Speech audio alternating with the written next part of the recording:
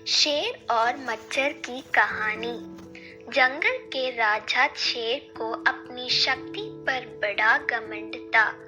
वह स्वयं को सबसे शक्तिमान समझता था, इसलिए जंगल के हर जानवरों पर अपनी गौस जमाता रहता था।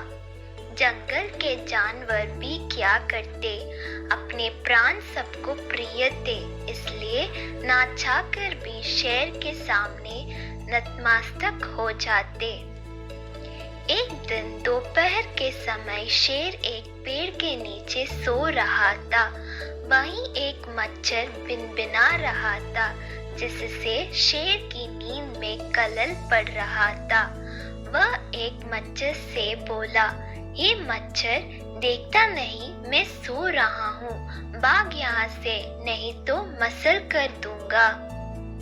मच्छर बोला, क्षमा करें वनराज, मेरे कारण आपकी नींद में व्यवधान उत्पन्न हुआ, किंतु आप मुझे ये बात नम्रता से भी कह सकते हैं, आखिर मैं भी इस धरती का जीव हूँ। अच्छा, तो तुम छोटा सा मच्छर मुझसे जुबान लड़ाएगा?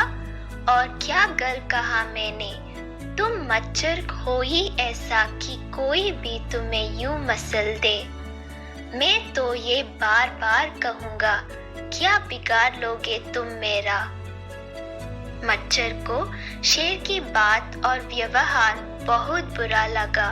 वह अपने साथी मच्छरों के पास गया और उन्हें सारी बात बताई। सभी मच्छर को शेर के बात चुभ गई। उन्होंने तय किया कि इस संबंध में एक बार सब मिलकर शेर से बात करेंगे।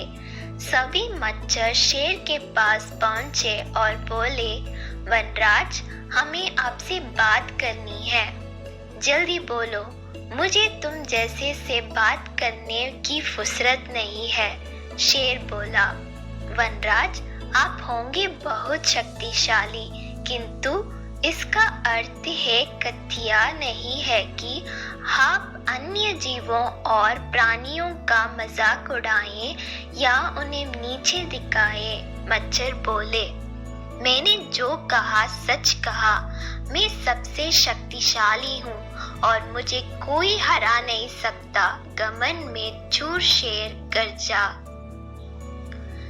ऐसा नहीं है, अगर आप शक्तिशाली हैं तो हमें भी इतना सामर्थ्य है कि आवश्यकता पड़ने पर हम किसी का सामना कर सकते हैं और उसे हरा सकते हैं। हम आपको भी हरा सकते हैं। मच्छर भी चुप ना रहे।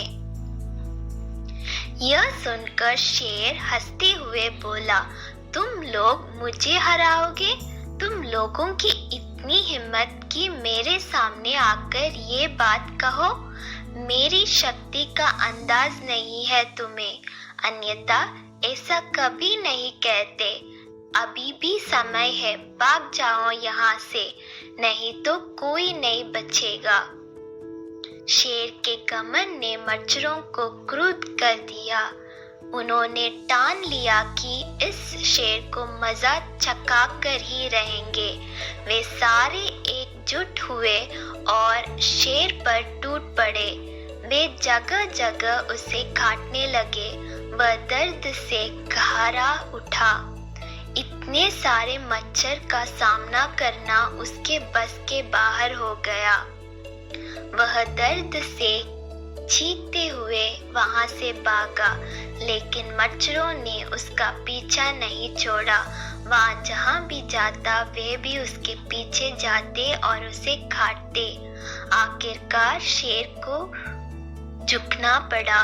उसने हार मान ली। वह मच्छरों के सामने गिड़गिड़ाने लगा, मुझे बख्श दो, मुझसे गलती हो गई, जो मैंने तुच्छ समझकर तुम्हारा मजाक उड़ाया और तुमसे बुरा व्यवहार किया। आज तुमने मेरा घमंड तोड़ दिया। अब मैं कभी किसी की नीचे नहीं दिखाऊंगा। मच्छरों ने शेर को सबक सिखा दिया था, इसलिए उन्होंने उसे काटना बंद कर दिया।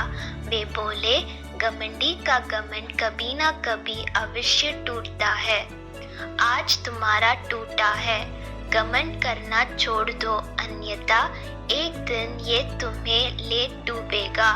और कभी किसी प्राणी को नीचे मत समझो, हर किसी का अपना सामर्थ्य और शक्ति होती है।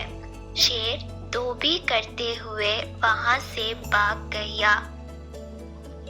शिक्षा, घमंडी का सिर नीचा।